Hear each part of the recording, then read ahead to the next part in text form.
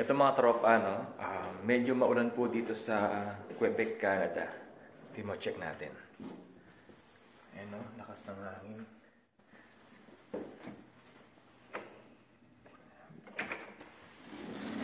Yun, no? Lakas ng hangin, no? May bagyo yata. Tingnan nyo mga tropa. Ayan, no? Ang lakas. Siguro may bagyo dito. Ngayon na pong umaga to eh. Hey yo, what's up mga tropa? This is Gerald Binuya and welcome back to my channel, and don't forget to subscribe and click notification bell to get notified. And for today's vlog mga tropa, ayan, may nabasa po ako sa comment section po sa katropa natin na si Jason Rua. Shoutout sa iyo katropa, no? Ayun. Tinatanong niya kasi mga tropa kung hindi kami kumuha ng sasakyan dito o bumili ng sasakyan dito, no? Ang sagot diyan mga tropa, hindi. 'Yon. Kung napapansin niyo po mga tropa, no, na meron po kami sinasakyan na kotse dito sa Canada, yun po ay dun sa katrabaho namin. 'Yon. Bumili po sila, 4 sila. Ang pagkakaalam ko second hand lang 'yon. Pero maganda rin naman at okay din naman, no. 'Yon. 4 sila doon. Tapos yung dalawa sa kanila, alam ko meron pong driver's license, okay? 'Yon. Kami naman po mga tropa, 4 kami, no? 4 din kami. Yung isa sa amin, merong driver's license sa Pilipinas. Tapos, hindi pa po kami bumibili ng sasakyan dito, kaming 4. Kasi, una, magkakalayo po ang bahay namin. Kaming dalawa, dito kami. Tapos, yung dalawa doon po, sa kabila. Medyo malayo-layo ng konti, pero kayang lakarin. Malapit po doon sa simbahan, lagpas pa po doon. Okay? Tapos, ayun, pangalawa, yung una yung magkakalayo kami ng bahay. Pangalawa mga tropa, ayun nga, bago lang kami dito. 2 months mahigit pa lang po kami dito. Siyempre, wala pa kaming ganun kalaking ipon. Okay? Pangatlo, hindi rin ganun kadali kumuha. Siguro, dahil nga po wala pa kaming cash na ganun kalaki, di ba? Kahit mag-share-share kami, di ba? Medyo magigipit tayo ng konti. Kailangan muna natin ng magtiyaga. At least meron kami sinasakyan na kotse. Sila din yung dalawa doon sa kabila. Meron din po silang sinasakyan na kotse. Nakatrabaho din po namin. Okay? Kasi mahirap po dito mga tropa na walang service. Lalo na kapag malayo po doon sa bus stop. Kasi pag winter, ang kapal po ng snow. Kung maglalakad po papunta doon sa bus station o bus stop, ang hirap. Kasi ang kapal talaga ng snow dito sa Quebec, Canada. Pang-4, wala kaming lisensya. Yung isa lang sa amin ang meron. Tapos mga tropa kami, 3, hindi kami ganun kagaling mag-drive ng kotse. Okay? Isa lang po ang marunong sa amin, di ba? Tapos mga tropa, syempre kapag may kotse ka, may maintenance yan, di ba? Sa 2 months pa lang po namin dito, di ba? Tapos kukuha kami sa sakyan. Di ba? Yung maintenance po nun mga tropa, change oil, tapos yung papa-check up mo pa yan, di ba? May mga ganon. Medyo mahirapan. Kaya mga tropa, pinagdesisyonan namin na sumabay na lang po sa mga kasama po namin sa trabaho na meron pong kotse. Tapos at the same time, nakakatulong din po kami sa kasamahan namin na syempre nagbabayad po kami doon. Yung panggasolina nila, di ba? Kumbaga, yung panggasolina nila, hindi na kinukuha sa bulsa nila, kundi sa amin, sa mga pasahero nila, di ba? Yun. Kung magkano po ang bayad sa shuttle bus, ganun din po ang binabayaran namin. Ang kagandahan lang po talaga kapag may service, door-to-door po ang hatid po sa amin. Tapos kapag mamimili o grocery, sumasabay kami o sinasamahan din kami sa supermarket. Kung nakikita niyo po ako o kami ni Paring Arnold na namimili po na nakabus, di ba? Naglalakad kami tapos pag-uwi, naka-bus na po kami, no? 'Yun. Minsan kasi may pasok yung katrabaho namin. Tapos po kami, syempre wala kaming pasok, namimili po kami. Kaya ganun po ang nangyayari, kaya nakabus po kami. Minsan naman yung kasamahan namin, nagbabike sila, bumibili. Kasi mga tropa, hindi naman po palagi kapag namimili po kami ay gamit po yung service o yung kotse po ng kasamahan namin. Kasi mga tropa, once lang po kami namimili, gamit po yung service na kotse po ng kasama namin.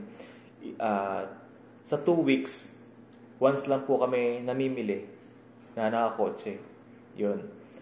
Kaya yun, mga tropa, hindi na kami bumili kasi meron naman kami sinasakyan. At syempre mga tropa, marami ding marami ding kailangan din alagaan ng kotse, di ba? Yun. May mga insurance pa yan, mga ganyan, di ba? Kaya mas pinili namin na sumabay muna sa mga kasamahan po namin na may kotse dito sa Quebec, Canada. Nakatrabaho din po namin. Siguro mga tropa, kapag nakabawi-bawi na kami, kapag alam yun, kapag nakaipon-ipon na kami, bawi-bawi na kami. Siyempre, kadarating lang namin dito. Yung ginastos namin, kailangan pa namin bawiin, di ba? So, iwas muna kami sa mga loan, sa mga bili-bili. Okay? Pero yung mga simpleng bagay lang, na mumurahin lang, na kailangan talaga, bumibili na. Gaya ko, bumibili po ako sa Amazon, umu-order po ako, di ba? Yung panggupit. Yun. Plano ko pang bumiling isa pa kasi medyo mali ata yung nabili ko. Yun. O-order po ako ulit. Mga ganun lang. Pero yung loan talaga, iwas na iwas ka talaga kami. Yun. Dito kasi mga tropa, ang bilis lang talaga. Ang bilis lang mag-loan, ganyan. Yung credit card, ang bilis lang din. Yun, mabilis lang. Kaya iwas-iwas kami sa mga kaskas ng credit card. Pero ako, sa supermarket, ang ginagamit ko, o kahit kahit saang lugar na pupuntahan namin na pwedeng iyan yung credit card po ang ginagamit ko. Hindi ko ginagamit yung debit card ko kasi nag-iingat din po ako mga tropa, no? Never kong ginamit yung credit card ko pambayad sa mga fast food, hindi. Sa mga supermarket, mga ganyan, hindi. Puro credit card po ang ginagamit ko para mas safe po siguro para sa akin, no? Yun, para sa akin lang parang mas safe po kasi kung yung credit card po ang kakaskas ko o itatap ko. Okay, yun. Siguro mga tropa sa katagalan ng panahon namin dito, no, makakabili din kami pero 2 years lang kontrata ko dito namin. Hindi ko alam kung kukuha pa kami o hindi na. Ngayon, marami kasing plano, maraming pwedeng mangyari. Kaya hindi pa kami makapag-decide kung kukuha kami o hindi. Kasi hindi pa namin sure kung dito ba kami i-stay ng matagal. Siyempre mga tropa, pagkatapos namin dito sa Quebec, hindi namin alam kung dito pa rin kami, kung dito kami mag-PPR or something, mga ganon, o kaya sa ibang lugar, di ba? Hindi pa kami sure. Kaya magulo pa yung pag-iisip namin sa mga bagay na ganyan. Basta ang importante, meron po kami sinasabayan o service na katrabaho po namin na kotse din. Na alam namin, hindi po kami mahihirapan pagdating po sa winter. Tsaka pag namimili po kami ng grocery, naka-service din po kami. Yun, alam po namin hindi kami mahihirapan. Kasi talaga pag winter dito, talagang ang taas talaga ng snow, yung yelo talaga, ang taas talaga. Kaya mahirap kung maglalakad o magbabike, hindi rin pwede. Kaya bus po talaga. Ang bus dito, ang bayad dito, pamasahe, kapag weekends lang nasa 2 CADs. Yun, 2 Canadian dollars kapag weekends. Pero kapag weekdays, nasa 3.75 yata. Kasi may nakita ako 3.75 dun sa Google Map. Hindi ko alam kung basta 3 or 3.75, mga ganon. Kaya, di ba, ang mahal din. Kasi mga tropa, kapag kotse yung sinakyan namin, wala nang bayad yun kasi sumabay lang kami. Yun mga tropa, yun ang sagot ko. Hindi kami pwede agad-agad bumili. Mahirap. Mahirap din kasi. Baka mabaon po kami sa utang. Yun. Tsaka wala pa kaming cash na malaki. Siyempre, pinapadala sa Pilipinas.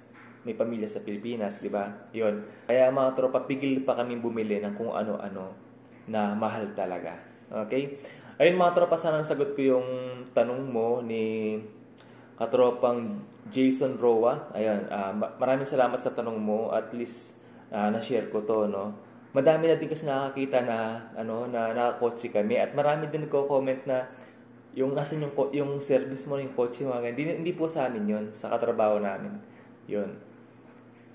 Malay natin sa di ba, in the future magkakaroon din kami, di ba? Tiwala lang, di ba? Nasa Canada na ako ngayon, nagtiwala lang ako, nasa Canada na kami ngayon, di ba? Ayun. Tiwala lang, magkakaroon tayo niyan sa takdang panahon. At syempre, hindi ko naman tatapusin ang vlog na to nang hindi ko po nasabi sa inyo to. Share to inspire, not to impress. Pray hard for, stay humble, and God bless po sa ating lahat. Bye-bye!